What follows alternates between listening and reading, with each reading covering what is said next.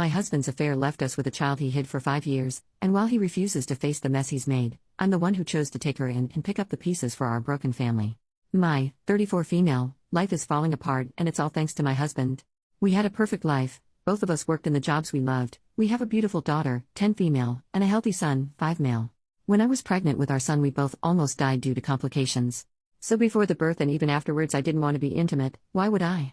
I almost died and my body was in pain for months afterwards, even with strong medication. I thought my husband understood because he never pushed me for lovemaking or even asked. I thought it was because he understood my pain, but apparently he was just getting it from somewhere else.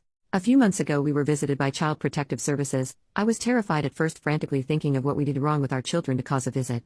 But no, as it turns out, some woman I've never met before died in a car accident leaving behind a daughter, and my husband's name was on the girl's birth certificate and he was named in the woman's will as the father. I thought it was a mistake at first, until my husband broke down and told me the truth. As it turns out, while I was suffering my pregnancy and the after effects of almost dying, my husband would go to a woman he knew at work and get it off with her. He said this as if he was doing me a favor. Well, as the CPS worker explained to us, my husband is her closest living relative that can care for her. The woman's family apparently wanted nothing to do with the poor little girl. When she asked us if we wanted to take her in, I said yes. Yes, I know this might be the true cause of all my issues, but my husband pawned that poor girl off to live with her single mother for 5 years. He doesn't get to pawn her away when she needs help. She's his responsibility, and now is ours. I told him I'll help take care of the necessary visits for wellness checks and help with whatever CPS wants us to do. All he had to do was explain everything to our children. The fact I'm saying this tells you what he did. Yes, nothing. We had to clean out a room and buy new furniture and even looked for some toys. Our children go to a private school, so I picked up some more work hours in order to be able to afford her tuition. I was the one who had to tell our extended families the big change because he didn't want to do so. I did almost all the heavy lifting. So color me shocked when his daughter finally joins our family 2 weeks ago and the first words out of our children's mouths was, "Who's that?" Yes, I was the one who had to tell our children's school, extended families, family doctors, and my workplace about my husband's affair and subsequent addition to our family. But he couldn't tell our children, being he was too ashamed to face them.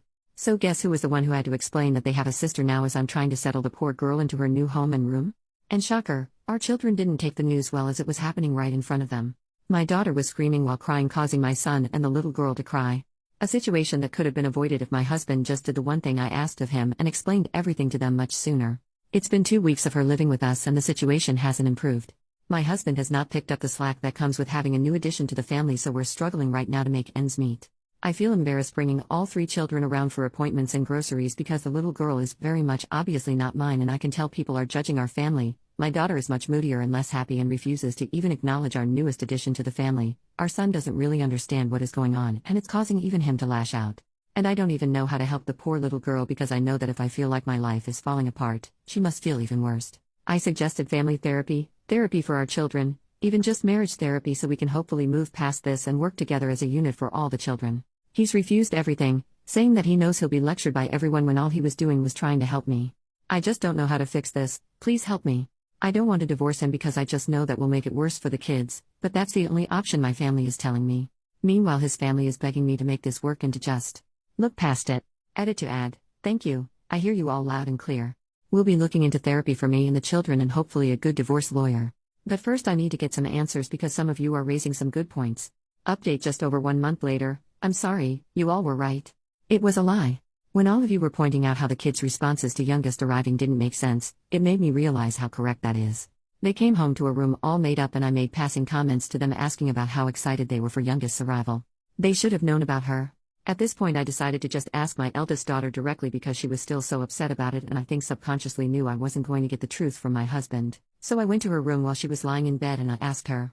I told her that I asked her father to explain to the 2 of them what was going to happen. They saw her new room. I talked about her to them, so I don't understand my eldest's reaction. So yes, it turns out husband didn't tell them and then me the truth. A surprise to no one I am figuring out. The story he told the kids was that youngest was a daughter of one of our friends, and we felt so bad we had to take her in. Nothing about her being their half-sister or him having a daughter with another woman. Well, when she came home that day and the kids asked who she was, the pictures we were able to share of youngest, she had braids in and wore much different clothing than when she arrived. It was my response to them that ruined his little lie.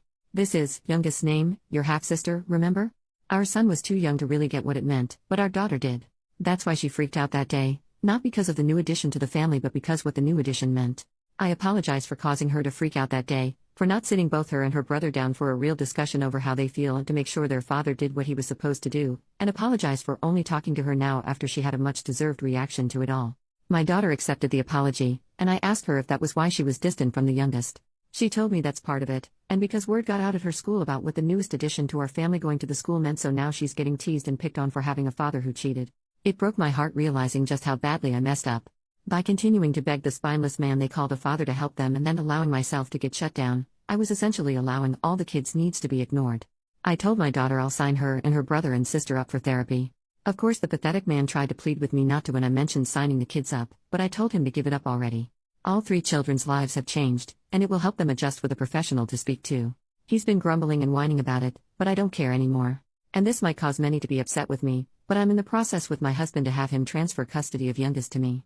I've grown to care for her, and as some comments in my last post have pointed out, once I do divorce him and leave with our kids, I don't doubt he'll treat her awfully or neglect her. He's been right on board, and it took some convincing, but his parents finally agreed to be witnesses. I got all the paperwork set up and scheduled an appointment with an attorney to help with anything else. Once that happens, I'll try to get everything I need in order to have a smoother divorce and then subsequent move to be closer to my family. Thank you to everyone for giving me a good slap in the face and help me realize that the children and I deserve better, and I was being so gullible into thinking a man who cheats on his dying pregnant wife is deserving of any respect. New update 6 months later. How do you tell your children you're going to divorce their father? I have 3 children, an 11-year-old daughter and 2 6-year-olds, a son and daughter. Just recently, after months of court hearings, home visits, background checks, and interviews with a judge and a social service worker, I've been granted custody of my 6-year-old daughter with her biological father, my husband, giving up parental rights to me. Right now I'm looking into how a divorce will go and what I need to get any affairs in order to make the process as smooth as possible for everyone involved. The reason for the divorce is because of how he behaved when his adultery came into light. As you can see from the ages, he cheated on me with a co-worker of his while I was dealing with a highly complicated pregnancy and birth. I was the one who had to get everything in order. Meanwhile, it seemed like he did everything he could to make the process of a new addition to our family as difficult as possible. He lied to our children, refused to take all 3 children to therapy, and when I did take them he whined and complained, refused to take on extra workload to help our budget stabilize after a new addition, refused to even acknowledge the children were struggling, and even refused to take all 3 children out and about because he didn't want people to judge, but it was perfectly fine for me to go through it. Basically, it felt like I was the only one trying to repair our family and have us move forward while he made damn sure we were stuck and hurting because he refused to acknowledge that he messed up. Divorce is the only option for me at this point. I just want to know, how can I explain this to my children? I've seen how refusing to actually explain to children can hurt them. Hell, I was the one picking up the pieces from last time thanks to him.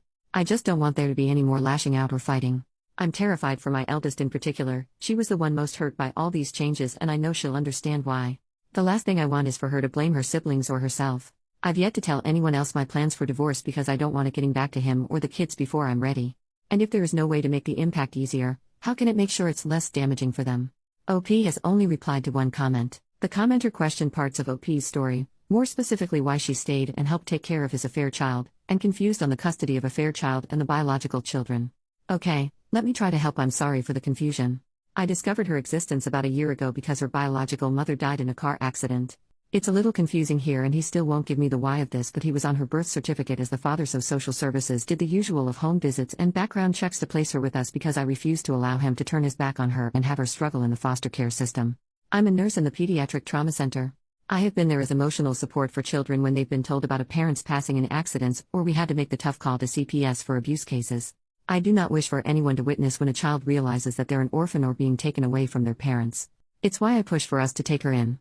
People on Reddit have told me that I'm too much of a saint for taking her in, and that's why they don't believe me. But if you ever had to rub the back of a 4-year-old having her first panic attack because she was told her parents didn't survive, I hope you understand why I refused to ignore a 5-year-old who this time I could save from the system. After the fallout that was primarily caused by my husband, and truth be told I also have some blame for it as well, I decided to divorce him. I asked him to transfer her custody to me because I knew after the divorce there's a high chance they would keep her with him and he wouldn't be a good father to her. I didn't want to risk the chance of that. I know that if I was the one to have custody of her I won't have to worry about that in the divorce. And it's only the 6-year-old daughter he transferred custody over to. He still is a recognized father to our biological children. And thank you for the suggestion of age-appropriate dialogue for our children.